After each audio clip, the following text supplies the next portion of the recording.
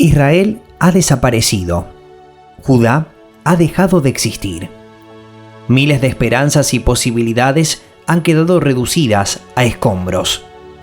Los mejores y más brillantes del pueblo escogido de Dios han sido llevados al exilio. Sin embargo, no es una pérdida total.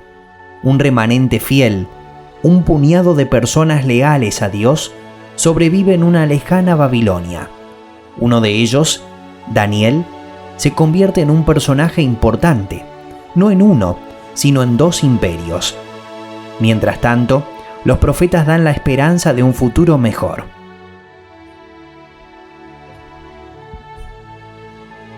Daniel y otros 3 jóvenes se encontraban entre los cautivos llevados a Babilonia en el año 605 a.C., como parte de la primera deportación de los judíos antes de la caída de Jerusalén. Estos 4 jóvenes se convirtieron en el más conocido cuarteto de héroes del Antiguo Testamento. Ellos se adaptaron exitosamente a la pérdida de sus hogares y su familia, sobreviviendo al fuerte entrenamiento en el protocolo extranjero. No es difícil ver la forma en que rápidamente se convirtieron en los favoritos del rey. Además, el rey le ordenó a Aspenaz, jefe de los oficiales de su corte, que llevara a su presencia a algunos de los israelitas pertenecientes a la familia real y a la nobleza. Debían ser jóvenes apuestos y sin ningún defecto físico, que tuvieran aptitudes para aprender de todo y que actuaran con sensatez. Jóvenes sabios y aptos para el servicio en el palacio real, a los cuales Aspenaz debía enseñarles la lengua y la literatura de los babilonios.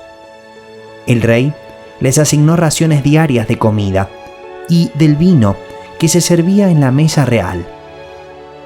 Su preparación habría de durar 3 años, después de lo cual entrarían al servicio del rey. Entre estos jóvenes se encontraban Daniel, Ananías, Misael y Azarías, que eran de Judá, y a los cuales el jefe de los oficiales les cambió el nombre. A Daniel lo llamó Beltasar, a Ananías, Sadrac, a Misael, Mesac, y a Azarías, Abednego. Pero Daniel se propuso no contaminarse con la comida y el vino del rey, así que le pidió al jefe de los oficiales que no lo obligara a contaminarse. Y aunque Dios había hecho que Daniel se ganara el afecto y la simpatía del jefe de los oficiales, este se vio obligado a responderle a Daniel: «Tengo miedo de mi señor el rey, pues fue él quien te asignó la comida y el vino. Si el rey llega a verte más flaco y demacrado que los otros jóvenes de tu edad, por culpa tuya me cortará la cabeza». El jefe de oficiales le ordenó a un guardia atender a Daniel, Ananías, Misael y Azarías. Por su parte, Daniel habló con ese guardia y le dijo: «Por favor, haz con tus siervos una prueba de 10 días. Danos de comer solo verduras y de beber solo agua. Pasado ese tiempo, compara nuestro semblante con el de los jóvenes que se alimentan con la comida real, y procede de acuerdo con lo que veas en nosotros». El guardia aceptó la propuesta, lo sometió a una prueba de 10 días. Al cumplirse el plazo, estos jóvenes se veían más sanos y mejor alimentados que cualquiera de los que participaban de la comida real. Así que el guardia les retiró la comida y el vino del rey y en su lugar siguió alimentándolos con verduras. A estos 4 jóvenes, Dios los dotó de sabiduría e inteligencia para entender toda clase de literatura y ciencia. Además, Daniel podía entender toda visión y todo sueño. Cumplido el plazo fijado por el rey Nabucodonosor y conforme a sus instrucciones, el jefe de oficiales los llevó ante su presencia. Luego de hablar el rey con Daniel, Ananías, Misael y Azarías, no encontró a nadie que los igualara, de modo que los 4 entraron a su servicio. El rey los interrogó y en todos los temas que requerían de sabiduría y discernimiento, los halló 10 veces más inteligentes que todos los magos y hechiceros de su reino. Fue así como Daniel se quedó en Babilonia hasta el primer año del rey Ciro. En el segundo año de su reinado, Nabucodonosor tuvo varios sueños que lo perturbaron y no lo dejaban dormir. Mandó entonces que se reunieran los magos, hechiceros, adivinos y astrólogos de su reino, para que le dijeran lo que había soñado. Una vez reunidos y ya en su presencia, este les dijo: «Tuve un sueño que me tiene preocupado y quiero saber lo que significa». Los astrólogos le respondieron: «Que viva su majestad por siempre. Estamos a su servicio. Cuéntenos el sueño y nosotros le diremos lo que significa». Pero el rey les advirtió: «Mi decisión ya está tomada. Si no me dicen lo que soñé, ni me dan su interpretación, ordenaré que los corten en pedazos y que sus casas sean reducidas a cenizas. Pero si me dicen lo que soñé y me explican su significado, yo les daré regalos, recompensas y grandes honores. Así que comiencen por decirme lo que soñé y luego explíquenme su significado». Los astrólogos insistieron: «Si su majestad les cuenta a estos siervos suyos lo que soñó, nosotros le diremos lo que significa». Pero el rey les contestó: «Mi decisión ya está tomada. Eso ustedes bien lo saben y por eso quieren ganar tiempo. Si no me dicen lo que soñé, ya saben lo que les espera. Ustedes se han puesto de acuerdo para salirme con cuestiones engañosas y malintencionadas, esperando que cambie yo de parecer. Díganme lo que soñé y así sabré que son capaces de darme su interpretación». Entonces los astrólogos le respondieron: «No hay nadie en la tierra capaz de hacer lo que su majestad nos pide. Jamás a ningún rey se le ha ocurrido pedirle tal cosa a ningún mago, hechicero o astrólogo. Lo que su majestad nos pide raya lo imposible y nadie podrá revelárselo, a no ser los dioses. Pero ellos no viven entre nosotros». Tanto enfureció al rey la respuesta de los astrólogos que mandó ejecutar a todos los sabios de Babilonia. Se publicó entonces un edicto que decretaba la muerte de todos los sabios, de modo que se ordenó la búsqueda de Daniel y de sus compañeros para que fueran ejecutados. Cuando el comandante de la Guardia Real, que se llamaba Arioc, salió para ejecutar a los sabios babilonios, Daniel le habló con mucho tacto e inteligencia. Le dijo: «¿Por qué ha emitido el rey un edicto tan violento?». Y una vez que Arioc le explicó cuál era el problema, Daniel fue a ver al rey y le pidió tiempo para poder interpretarle su sueño. Después volvió a su casa y les contó a sus amigos, Ananías, Misael y Azarías, cómo se presentaba la situación. Al mismo tiempo les pidió que imploraran la misericordia del Dios del cielo en cuanto a ese sueño misterioso, para que ni él ni sus amigos fueran ejecutados con el resto de los sabios babilonios. Durante la noche Daniel recibió en una visión la respuesta al misterio. Entonces alabó al Dios del cielo y dijo: «Alabado sea por siempre el nombre de Dios. Suyos son la sabiduría y el poder. Él cambia los tiempos y las épocas, pone y depone reyes. A los sabios da sabiduría y a los inteligentes discernimiento». Él revela lo profundo y lo escondido, y sabe lo que se oculta en las sombras. En él habita la luz. A ti, Dios de mis padres, te alabo y te doy gracias. Me has dado sabiduría y poder. Me has dado a conocer lo que te pedimos. Me has dado a conocer el sueño del rey». Entonces Daniel fue a ver a Arioc, a quien el rey le había dado la orden de ejecutar a los sabios de Babilonia, y le dijo: «No mates a los sabios babilonios. Llévame ante el rey y le interpretaré el sueño que tuvo». Inmediatamente Arioc condujo a Daniel a la presencia del rey y le dijo: «Entre los exiliados de Judá he hallado a alguien que puede interpretar el sueño de su majestad». El rey le preguntó a Daniel, a quien los babilonios le habían puesto por nombre Belsasar: «¿Puedes decirme lo que vi en mi sueño y darme su interpretación?». A esto Daniel respondió: «No hay ningún sabio, ni hechicero, ni mago o adivino que pueda explicarle a su majestad el misterio que le preocupa. Pero hay un Dios en el cielo que revela los misterios. Ese Dios le ha mostrado a usted lo que tendrá lugar en los días venideros». Estos son el sueño y las visiones que pasaron por la mente de su majestad mientras dormía. Allí, en su cama, su majestad dirigió sus pensamientos a las cosas por venir, y el que revela los misterios le mostró lo que está por suceder. Por lo que a mí me toca, este misterio me ha sido revelado no porque yo sea más sabio que el resto de la humanidad, sino para que su majestad llegue a conocer su interpretación y entienda lo que pasaba por su mente. En primer lugar, Daniel describe de forma sorprendente cada detalle del sueño del rey. Su siguiente interpretación del sueño de Nabucodonosor fue una lección de historia, en la que utilizó la magnífica estatua del sueño del rey como una ayuda visual. La cabeza de la estatua era de oro, el pecho y los brazos de la figura eran de plata, y el vientre y los muslos de bronce, las piernas de hierro y los pies de hierro y barro cocido mezclados. Cada parte de la estatua representaba un imperio. La cabeza de oro de la estatua representaba a Nabucodonosor mismo y a su imperio. Fue jefe de entre los jefes, líder del mundo conocido, deslumbrante e incomparable. Sin embargo, de modo lamentable, no permanente. Algún día Babilonia tendría que cederle el paso a un poder inferior, pero momentáneamente más fuerte, el medo persa bajo Ciro. Estos últimos también caerían ante los griegos, guiados por Alejandro Magno. Y entonces vendrían los romanos, los 10 dedos de los pies de la estatua, los cuales eran hechos en parte de hierro y en parte de arcilla, podrían apuntar a un mundo globalizado con bases de poder cambiantes. Entre tanto, la historia se desarrolla mientras que, por otra parte, algunos intérpretes de la Biblia han encontrado en los 10 dedos claves simbólicas de nuestro propio futuro al final de la historia. Para Nabucodonosor, sin embargo, el mensaje era claro y simple. Dios dirige la historia y el poder. El prestigio y los privilegios de Babilonia constituyeron solo un breve capítulo en una historia mucho más larga. Estas noticias en el apogeo de un imperio influyente con certeza crearían una fuerte respuesta. Al oír esto, el rey Nabucodonosor se postró ante Daniel y le rindió pleitesía, ordenó que se le presentara una ofrenda e incienso y le dijo: «Tu Dios es el Dios de dioses y el soberano de los reyes. Tu Dios revela todos los misterios, pues fuiste capaz de revelarme este sueño misterioso».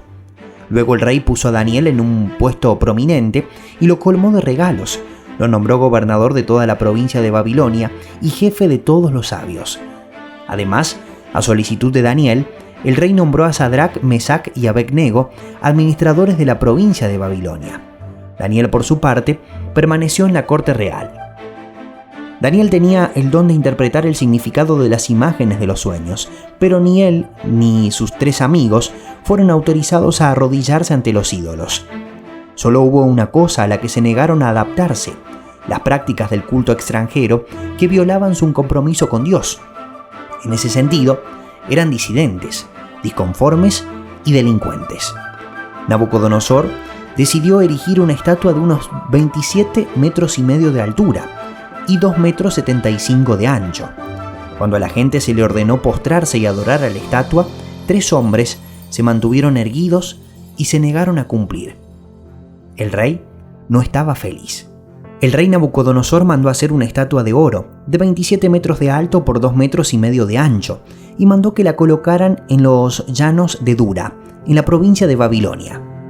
Luego les ordenó a los sátrapas, prefectos, gobernadores, consejeros, tesoreros, jueces, magistrados y demás oficiales de las provincias que asistieran a la dedicación de la estatua que había mandado erigir. Para celebrar tal dedicación, los sátrapas, prefectos, gobernadores, consejeros, tesoreros, jueces, magistrados y demás oficiales de las provincias se reunieron ante la estatua.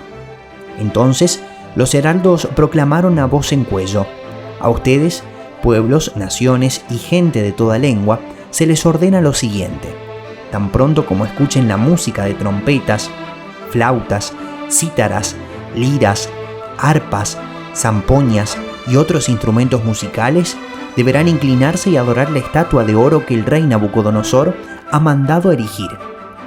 Todo el que no se incline ante ella ni la adore será arrojado de inmediato a un horno en llamas».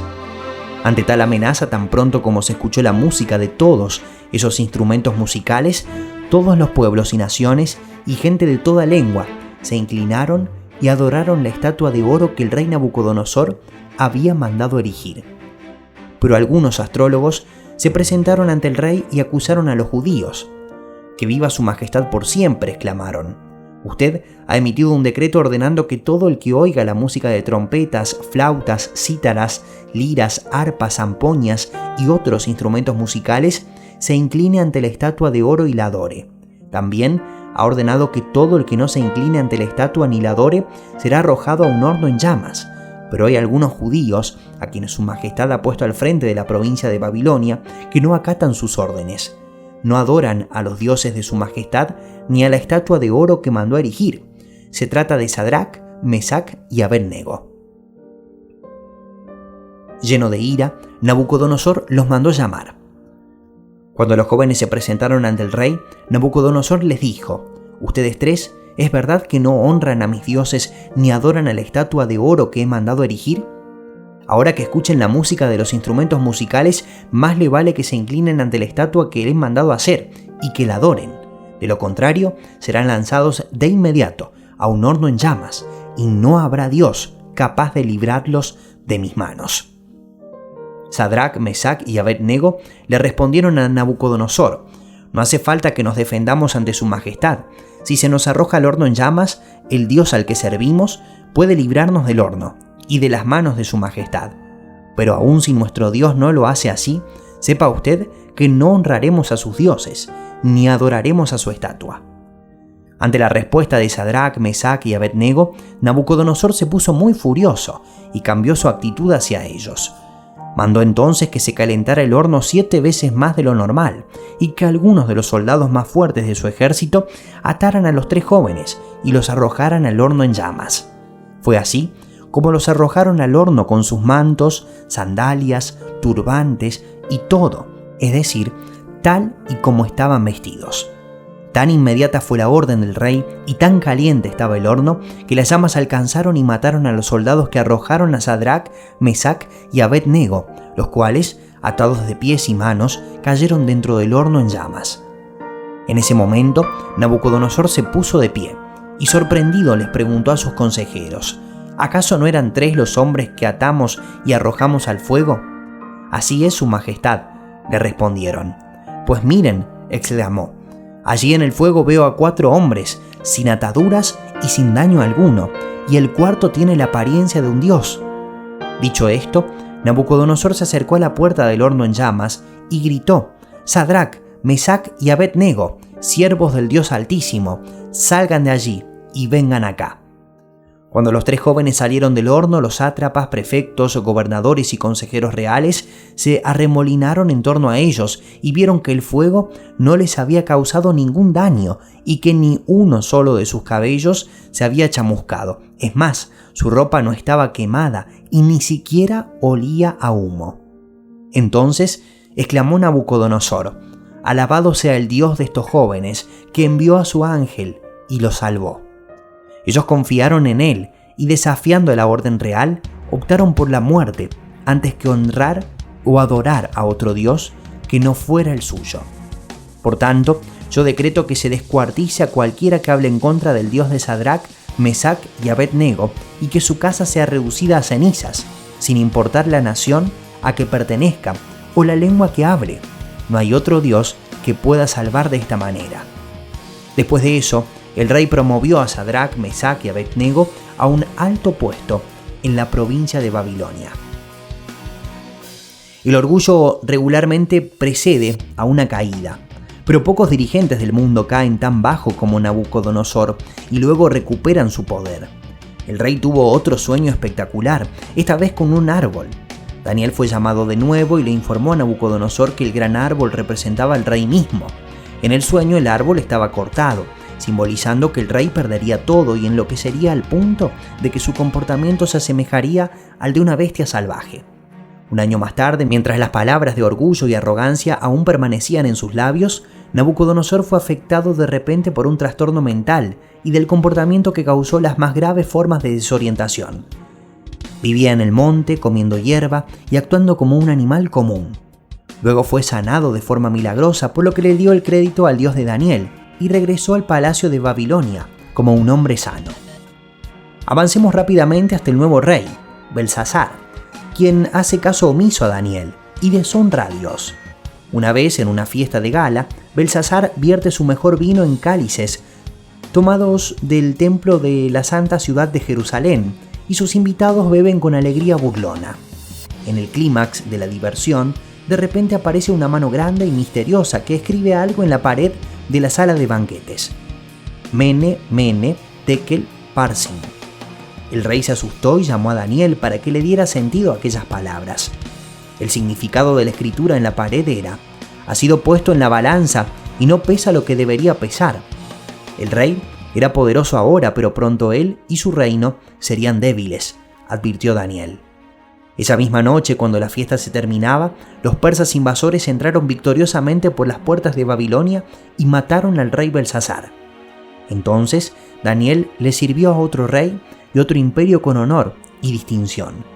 Él se convirtió en un administrador principal bajo Darío, probablemente el nombre para el trono babilónico del rey Ciro de Persia, o un nombre dado al recién nombrado gobernador de Ciro en Babilonia. Sin embargo, ¿qué sucede cuando usted mezcla un nuevo gobernante, colegas celosos y la oración?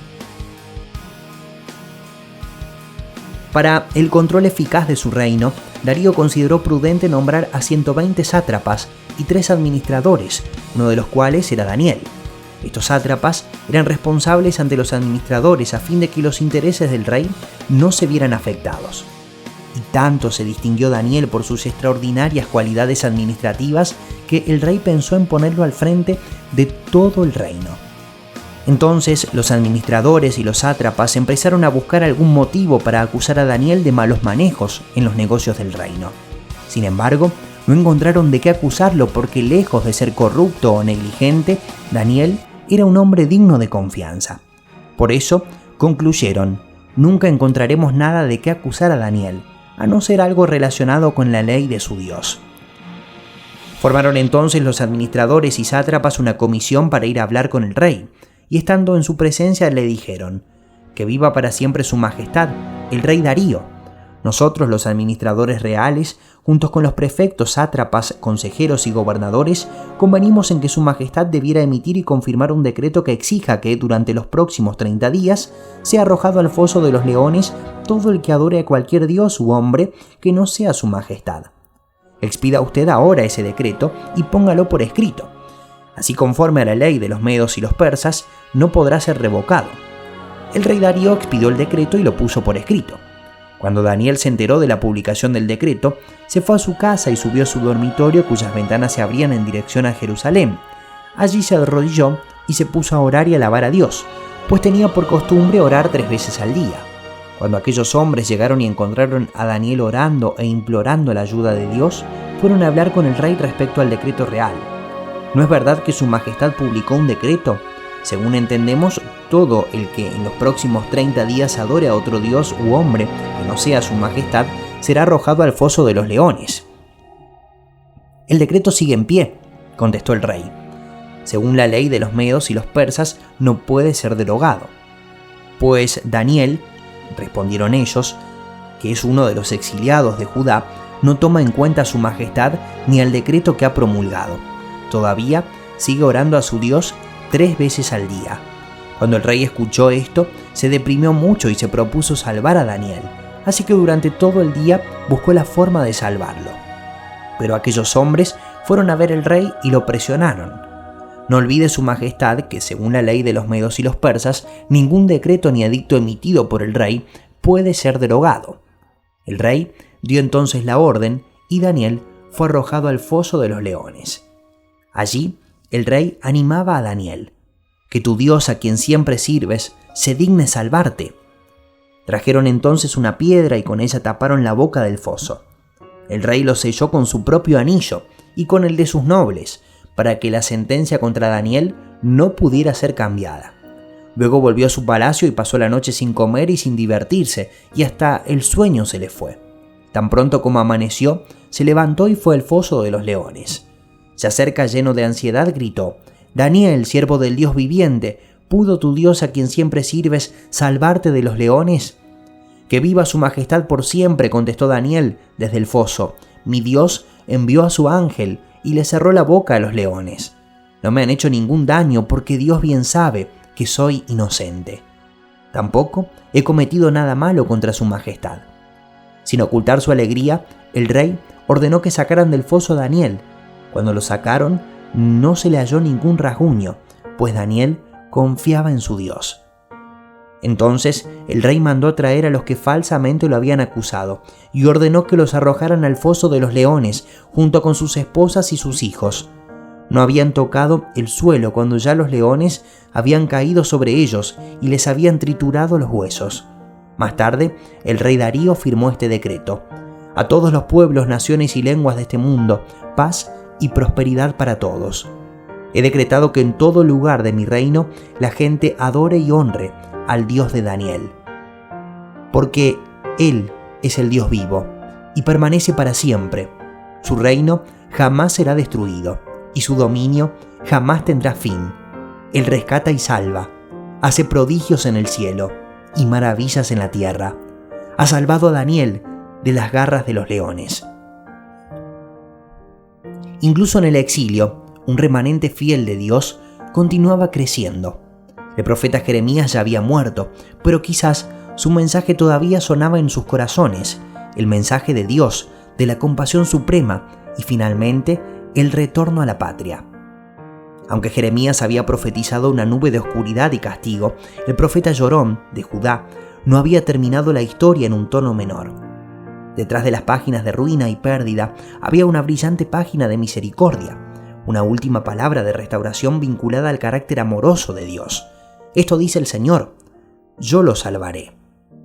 Así dice el Señor Dios de Israel: escribe en un libro todas las palabras que te he dicho, porque vienen días, afirma el Señor, cuando yo haré volver del cautiverio a mi pueblo Israel y Judá, y los traeré a la tierra que di a sus antepasados, y la poseerán, afirma el Señor.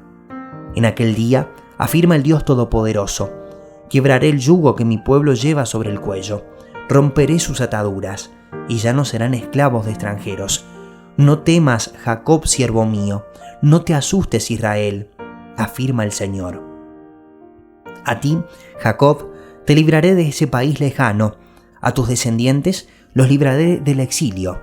Volverás a vivir en paz y tranquilidad, y ya nadie te infundirá temor, porque yo estoy contigo para salvarte, afirma el Señor. Destruiré por completo a todas las naciones entre las que te había dispersado, pero a ti no te destruiré del todo, sino que te castigaré con justicia. De ninguna manera quedarás impune. Así dice el Señor Todopoderoso, el Dios de Israel: cuando yo cambie su suerte en la tierra de Judá y en sus ciudades, volverá a decirse: Monte Santo, morada de justicia, que el Señor te bendiga.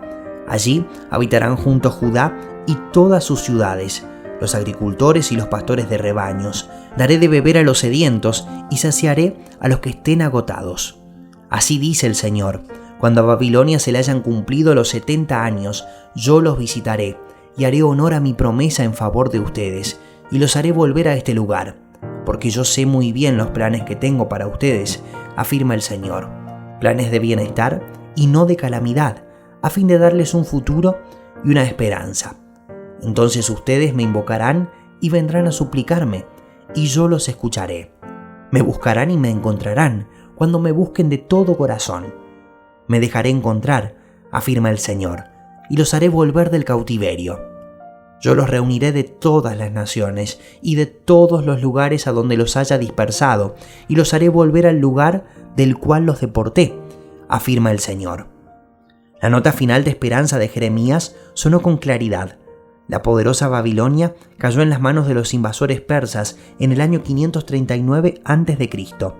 Durante el primer año oficial de su reinado sobre Babilonia, Ciro, el gran rey supremo persa, emitió un decreto que le permitía a los judíos exiliados regresar a Jerusalén.